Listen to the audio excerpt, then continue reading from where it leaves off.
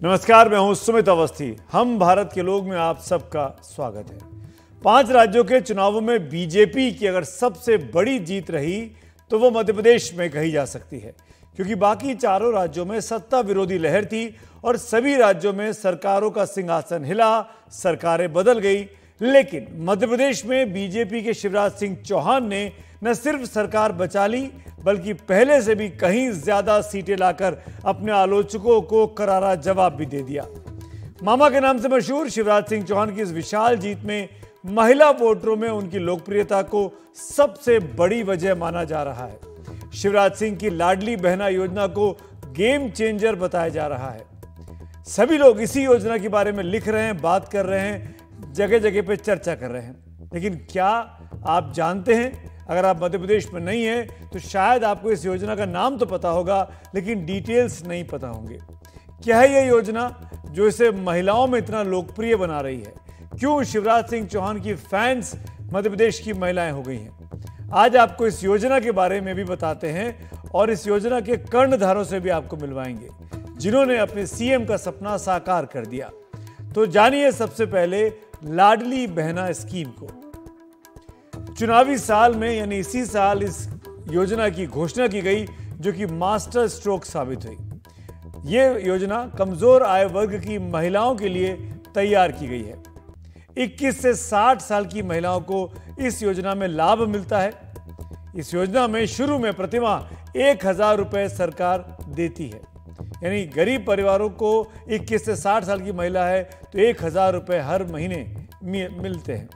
2.5 लाख या उससे कम की सालाना आय की सीमा रखी गई है। जिसकी आय उससे कम है उनको ये पैसा मिलता है। ये योजना को सोचने के 100 दिन के भीतर इसको अंजाम दे दिया गया, और जो अंजाम दिया वो सरकारी तंत्र ने दिया। इसमें कोई प्राइवेट कंपनी, कोई इन्फोसिस, कोई विप्रो, कोई टीसीएस का इस्तेमाल नहीं किया। मध्य प्रदेश की सरकार से जुड़े हुए जो ब्यूरोक्रेट्स थे, टेक्नोक्रेट्स थे, उन्होंने इसको अंजाम दिया। और बहुत छोटी सी टीम है, 40-50 लोगों की टीम ने इस पूरे प्रोग्राम को अंजाम दिया। ये लोग इन 100 दिनों को, जब तक ये स्कीम इंप्लीमेंट हुई, 16 से 20 घंटे काम करते थे और उनकी मेहनत से एक ऐप तैयार हुआ। उस ऐप पे हजारों लोग एक साथ फॉर्म भरते थे। करीब 1.25 करोड़ महिलाओं के खाते में सीधा पैसा गया है, सीधा पैसा, बगैर किसी बीच बिचौलिए के।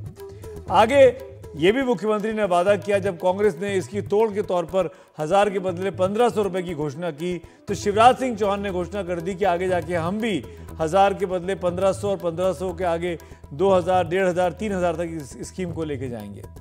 भविष्य में, जैसा कि मैंने कहा, हर महीने 3000 रुपए देने का वादा शिवराज सिंह चौहान ने इस चुनाव में अपने वादों में कर लिया है। अब सवाल ये उठता है इस पूरी योजना में खास तौर पर कि आखिरकार कौन लोग हैं, कैसे महिलाओं का चयन किया जा रहा है। हम देखते हैं बहुत से इलाकों में, शहरी इलाकों में, ग्रामीण इलाकों में महिलाओं को पारिश्रमिक करना पड़ता है, फिजिकल काम करने पड़ते हैं, उनको जाके सामान उठाना पड़ता है। उसी को ध्यान में रखकर उन्हीं महिलाओं जो इस तरह के लेबर का काम करती हैं, श्रमिकों का काम करती हैं, उसको ध्यान में रखकर इस योजना को खास तौर पर तैयार किया गया। हम जो आपको अपने डेटा रख रहे हैं, ये NFHS का डेटा है, और 23% महिलाओं का बॉडी मास इंडेक्स एक मानव से कम होता है। ये इस रिपोर्ट के हवाले से है, NFHS के सर्वे के मुताबिक। 15 से 49 साल वर्ग की जो महिलाएं हैं उनमें एनीमिया का स्तर 54.7% होता है, यानी खून की कमी होती है ज़्यादातर महिलाओं में जो 16 से 49 साल की होती हैं, जो गर्भ धारण करती हैं, बच्चों को जन्म देती हैं, और उनमें खून की कमी होती है। और वही महिलाएं बाद में श्रमिकों का भी काम करती हैं। ग्रामीण क्षेत्र में श्रम बल में भागीदारी सिर्फ 23.3% महिलाओं की है, और शहरी क्षेत्र में ये भागीदारी 13.6% की है। यानी ऐसी महिलाएं जिनको बहुत ज़्यादा श्रम करना पड़ता है, उनको ध्यान में रखकर ये लाडली बहना योजना लागू की गई। अब ये योजना लागू कैसे हुई, ये भी आपको जानना चाहिए, क्योंकि एक सफल मॉडल है जो न सिर्फ सरकार को चुनाव जिताता है, बल्कि आम जनता को, महिलाओं को खासतौर पे राहत भी पहुंचाता है। मध्य प्रदेश सरकार को इस योजना के अनाउंसमेंट के बाद 1,25,33,145 आवेदन मिले। उसमें से जांच के बाद 2,03,042 आवेदन पर ऐतराज पाया गया, कुछ ना कुछ कमी पाई गई। तो 1,25,05,947 पात्र उम्मीदवार मिले, पात्र उम्मीदवार महिलाएं मिली, जिनको इस योजना का लाभ पहुंचाया गया। और अब जो फिगर आपके सामने स्क्रीन पर आ रहा है ये आपको चौंका देगा। इस 1,25,00,000 महिलाओं को यानी 1.25 करोड़ से ज्यादा महिलाओं को में से 99% 99% महिलाओं को बहुत ही सफलता के साथ बगैर किसी बिचौलिए के 1,000 रुपये उनके अकाउंट में सीधे ट्रांसफर हुए। 1,000 रुपये अकाउंट में ट्रांसफर होना इस 1.25 करोड़ जनता का 1.25 करोड़ महिलाओं को आप समझ सकते हैं कि कितना बड़ा चुनाव के मौसम में जो काम सरकार ने किया। कांग्रेस पार्टी तो विपक्ष में थी, वो वादा करती रही, लेकिन शिवराज सिंह चौहान ने ये करके दिखा दिया और इसका फायदा सीधे सीधे मिला। इसीलिए कल जब चुनाव के नतीजे आए और शिवराज सिंह चौहान जब बाहर निकले तो उन्होंने सबसे पहले जो धन्यवाद किया वो प्रदेश की महिलाओं का ही किया। सुनते हैं। तो मैं ये जीत समर्पित करता हूँ, तुम्हारी जीत है। भाई और बहन मिलकर हम साथ चलेंगे और मध्य प्रदेश को भी आगे बढ़ाएंगे और जनता की और बहनों की जिंदगी भी बदलेंगे। बोले भाई बहन सदा साथ रहेंगे, मिलकर मध्य प्रदेश को आगे बढ़ाएंगे। तो सुना आपने मामा शिवराज सिंह चौहान को महिलाओं का वोट पाके महिलाओं को शुक्रिया अदा करते हुए। लेकिन जिस सरकारी टीम ने जिस अपरेटस ने इस पूरी योजना को इम्प्लीमेंट किया उसके मुखिया हैं अभिजीत अग्रवाल, जो कि वरिष्ठ अधिकारी हैं। उनसे मेरे सहयोगी ने बात की भोपाल में। उनका क्या कहना है इस स्कीम को लेकर, पहले आपको वो सुनवाते हैं। KYC से सारा डेटा सिटीजन का फैच हो जाता था जहाँ भी एप्लीकेशन होता था, और हम लोगों ने महिला के फ़ोटोग्राफ्स भी ली थी और टेक्निकली हम लोगों ने पूरा सोल्यूशन को क्लाउड पे स्केलेबल बनाया था कि जैसे जैसे यूज़र बेस बढ़ेगा या बहुत सारे यूज़र सिस्टम को यूज़ करेंगे तो स्केलेबल होगा। सो हम लोगों ने पूरा सिस्टम डिज़ाइन इसके स्केलेबिलिटी और कम समय में हम ज़्यादा से ज़्यादा रजिस्ट्रेशन कैसे कर सकते हैं उसको लेकर किया। कैस्केडिंग रिपोर्ट्स हम लोगों ने पब्लिश करी, हर यूज़र को नज किया अगर उनका आधार बैंक खाता DBT इनेबल्ड नहीं है और आधार से लिंक नहीं है तो उनको ड्यू लिस्ट दी कि ये लोग आधार से लिंकिंग से रह गए हैं, जिससे कि वो आउटरीच भी बहुत अच्छे से कर। तो कहीं कोई बिचौलिया नहीं, सीधे तौर पर इम्प्लीमेंट किया, महिलाओं को लाभ पहुंचा। और आप देखिए, अब मैं आपको वोटिंग परसेंटेज दिखाता हूं, फिर उसके बाद हम लोग अभिजीत जी से बात भी करने की कोशिश करेंगे जो हमारे साथ इस प्रोग्राम में जुड़ेंगे। पहले आपको वोटिंग परसेंटेज दिखाता हूं कि कैसे वोट परसेंटेज ने अंतर ला दिया पूरे चुनावों में। 2023 के आंकड़े आपके सामने हैं। करीब 78.2% मतदान हुआ। 2018 में 75.8% मतदान हुआ था, जो पिछली बार से करीब 2.5% ज़्यादा रहा। और ये इसमें अगर महिला और पुरुषों के वोटों की बात की जाए तो महिला वोटरों में बहुत बड़ी तब्दीली देखी गई। एक बड़ा गेन देखा गया। ये महिलाएं करीब 2% ज़्यादा वोट पड़ा इस बार महिलाओं का 2018 के मुकाबले। और अगर ये एक्सिस माई इंडिया के एग्जिट पोल के हवाले से हम आपको बता रहे हैं, लेकिन अगर हम आपको बताएं कि 2013 से 18 में क्या चेंज हुआ था, क्यों बीजेपी 13 में जीती और क्यों 18 में कांग्रेस ने पहले बढ़त बनाई थी, यह आंकड़ा 2018 का है। 2018 में 43% महिलाओं ने दोनों पार्टियों को वोट किया, बीजेपी को भी और कांग्रेस को भी। लेकिन अगर मैं 2013 के आंकड़ों की बात करूं, इसी फिगर को अगर मैं आगे बढ़ाऊं तो आप देखेंगे 13 में महिलाएं 46% बीजेपी के साथ थी और कांग्रेस के साथ 37% थी।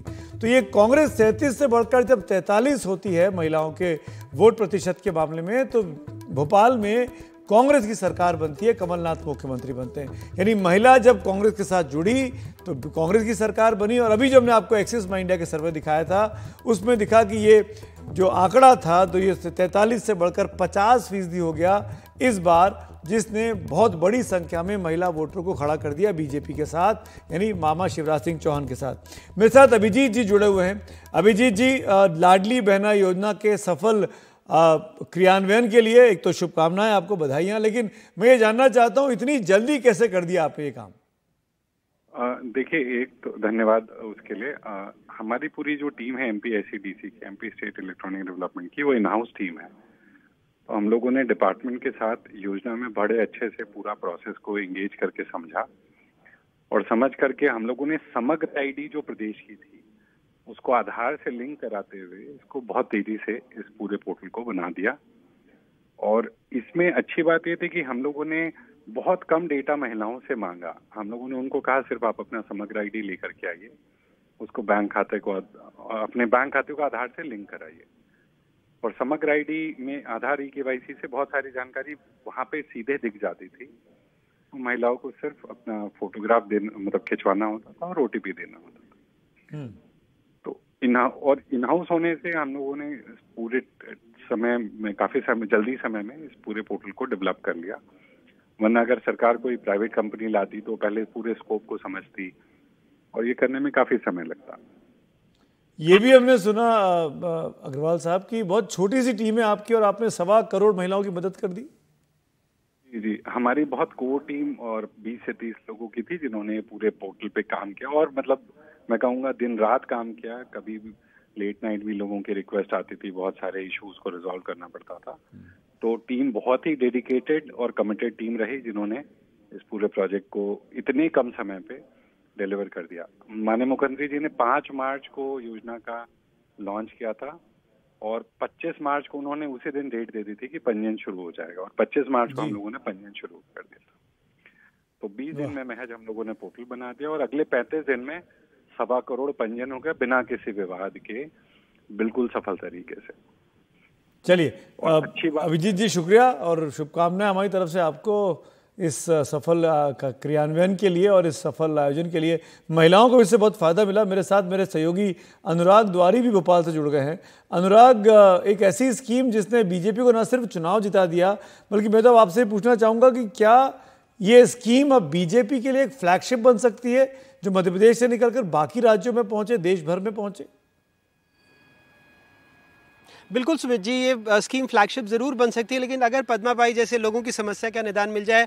बीजेपी दफ्तर में घूम रही थी, मैंने पकड़ लिया, बहुत खुश हैं बीजेपी के जीतने से, हालांकि इनको लाडली बहना का लाभ नहीं मिलता, यही बीजेपी दफ्तर के पीछे झुग्गियों में रहती हैं। मैं चाहूँगा अगर हमारे इस कार्यक्रम को अगर कोई आला नेता देख रहे हो तो उनकी समस्या ज़रूर सुने। पद्मा जी, क्या दिक्कत आई आपको क्यों नहीं मिलते पैसे? बता तो रही हूँ ना कि मतलब माँ बाप ने कहाँ जन्म दिया ये नहीं मालूम। मराठी है ये जानती हूँ, बस इतना जानती हूँ। हाँ। और यहीं रही हैं आप भोपाल में? यहीं रहती हूँ। बीजेपी दफ्तर में क्यों आई थी आप? मुझे बहुत खुशी हो गई ना, बहुत खुशी हुई। तो देखिए, ये बीजेपी की वोटर हैं, बीजेपी दफ्तर में आकर इनके चेहरे पे, सिर पे फूल भी है, 50 साल की ऊपर की उम्र है, लेकिन इनका कार्ड नहीं बना। अगर कोई हमारे कार्यक्रम को सुन रहा है और इसको फ्लैगशिप बनाना चाहता है सुमित, तो ज़रूरी है कि पद्मा जी जैसे लोगों का भी कार्ड बने और तभी इस कार्यक्रम को एक आप कह सकते हैं कि सफलता की इबारत लिखेगा। और वाकई जिस तरह से लाडली बहना कहते हैं मुख्यमंत्री, सिर्फ एक चुनावी प्लैंक ना हो बल्कि ऐसे लोगों को फ़ायदा मिले। जी शुक्रिया अनुराग इस अपडेट के लिए। लेकिन वाकई में लाडली बहना ने कम से कम शिवराज सिंह चौहान के लिए लकी बहना साबित हुई और इतनी लकी साबित हुई कि जो आंकड़ा 100 के आसपास था बीजेपी का, 105 के आसपास वो बढ़ाकर पहुंचा दिया 160 के ऊपर। ये वाकई में लाडली बहना का ही बहुत बड़ा श्रेय इसमें जाता है। आगे बढ़ते हैं, अब एक और राज्य की बात करेंगे और मैं बात कर रहा हूँ इस वक्त आपको तेलंगाना ले चलते हैं, सीधे मध्य प्रदेश से तेलंगाना दक्षिण की तरफ। हिंदी पट्टी के चुनावी नतीजे कांग्रेस के लिए निराशाजनक साबित हुए, लेकिन तेलंगाना में कांग्रेस पार्टी को बहुत बड़ी जीत हासिल हुई और इस जीत के नायक रहे रेवंत रेड्डी, जिनको ये बताया जा रहा है, माना जा रहा है कि राहुल गांधी और प्रियंका गांधी के खास रहे, चुनावी रैलियों में हमेशा उनके साथ साथ दिखाई दिए और उन्हें तेलंगाना में कांग्रेस का पोस्टर बॉय कहा गया, बताया गया, माना गया। लेकिन क्या आपको पता है कि रेवंत रेड्डी भी बीजेपी से ही जुड़े थे? वो मूलतः कांग्रेसी नहीं है। उनके सियासी करियर की शुरुआत भी दक्षिणपंथी विचारधारा के साथ ही हुई थी। सिर्फ 6 साल पहले ही कांग्रेस में रेवंत रेड्डी की एंट्री हुई और आज वो मुख्यमंत्री पद के सबसे बड़े दावेदार के तौर पर उभरे हैं। उनके बारे में आपको कुछ चीज़ें अब जाननी चाहिए क्योंकि देश के एक नए राज्य के नए मुख्यमंत्री के तौर पर उभर कर सामने आ रहे हैं। रेवंत रेड्डी का पूरा नाम है अनुमूला रेवंत रेड्डी। 1969 यानी करीब 53-54 साल की इनकी उम्र है। महबूब नगर में इनका जन्म हुआ है। उस्मानिया यूनिवर्सिटी से ग्रेजुएट हैं। जैसा कि मैंने कहा, एबीवीपी यानी दक्षिणपंथी विचारधारा से जुड़े और फिर बाद में एबीवीपी को छोड़ के इन्होंने टीडीपी, चंद्रबाबू नायडू की पार्टी जो है तेलुगु देशम, उसको ज्वाइन किया। 2009 में टीडीपी के टिकट पर आंध्र की कोंडागल सीट को से जीते। 2014 में तेलंगाना विधानसभा में टीडीपी के नेता सदन बने। 2017 में टीडीपी को छोड़कर कांग्रेस में आए। 2018 में विधानसभा चुनाव हार गए, टीआरएस के उम्मीदवार से चुनाव हार गए थे पिछला। 2019 में कांग्रेस ने उनको टिकट दिया, लोकसभा का चुनाव लड़ाया और मलकाजगिरी से सांसद बन गए, लोकसभा के सांसद। 2021 में कांग्रेस आलाकमान ने प्रदेश अध्यक्ष बना दिया और आज 2023 है और रेवंत रेड्डी, जिनकी उम्र महज 54 साल है, जो राहुल गांधी की हमउम्र बताए जा रहे हैं, वो इस प्रदेश के नए मुख्यमंत्री हो सकते हैं, जिस तरह के डेवलपमेंट्स आज की तारीख में दिखाई दे रहे हैं। और एक और चीज़ तेलंगाना के चुनाव से जुड़ी हुई आपको पता होनी चाहिए, जो कल नतीजे आए। तेलंगाना में बीजेपी ने 8 सीटें जीती हैं इस बार की विधानसभा चुनाव में, जो पिछली बार के मुकाबले 7 सीटें ज़्यादा है। और पार्टी के इस प्रदर्शन के बीच रमन्ना रेड्डी की खूब चर्चा है कि ये बीजेपी के रेड्डी कौन है, जिन्होंने एक साथ एक बॉल पर 2-2 विकेट हासिल किए हैं। अमूमन क्रिकेट में ऐसा होता नहीं है, लेकिन इस बार ऐसा हुआ है। एक मैच हुआ, एक चुनाव लड़ा और 2 बड़े उम्मीदवारों को इन्होंने हरा दिया। कामारेड्डी की सीट है, रमन्ना रेड्डी को वहां पर जीत हासिल हुई है। उन्होंने मुख्यमंत्री, जो कि सिटिंग मुख्यमंत्री थे, जो कल हारे, के चंद्रशेखर राव, उनको चुनाव हराया। और जो अगले मुख्यमंत्री बन रहे हैं रेवंत रेड्डी, जिनके बारे में अभी हम आपको बता रहे थे, उनको भी मात दी। यानी एक मुख्यमंत्री सिटिंग, एक मुख्यमंत्री जो हो सकते हैं, उन दोनों को इन्होंने मात दी। और कामारेड्डी में बीजेपी के रेड्डी के तौर पर उभर कर सामने आए, क्योंकि रेवंत रेड्डी 2 सीट पर चुनाव लड़ रहे थे, तो कामारेड्डी से हार जाते हैं, लेकिन दूसरी सीट पर चुनाव जीत जाते हैं। तो बीजेपी के रेड्डी कांग्रेस और केसीआर जो टीआरएस है, उन रेड्डियों पर भारी पड़ गए।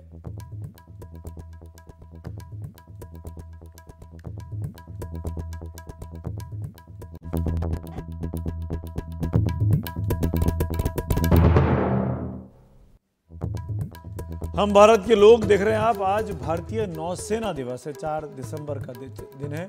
और आज के दिन, इस वक्त कुछ देर पहले सिंधुदुर्ग में प्रधानमंत्री मोदी ने नौसेना के कर्तव्यों को देखा। ये तस्वीरें देखिए, नौसेना नेवल एक्सरसाइज हुई, जिसमें naval helicopter, naval warships, naval submarine सब ने शिरकत की। और वहाँ पर भारतीय नौसेना की ताकत का मुजाहिरा किया गया, दिखाया गया कि भारतीय नौसेना अपने दुश्मनों से मुकाबला करने के लिए कितनी चाक चौबंद है। खुद प्रधानमंत्री मोदी सिंधुदुर्ग में, तारकली में बीच पर मौजूद थे, जहां पर ये पूरा आयोजन किया गया।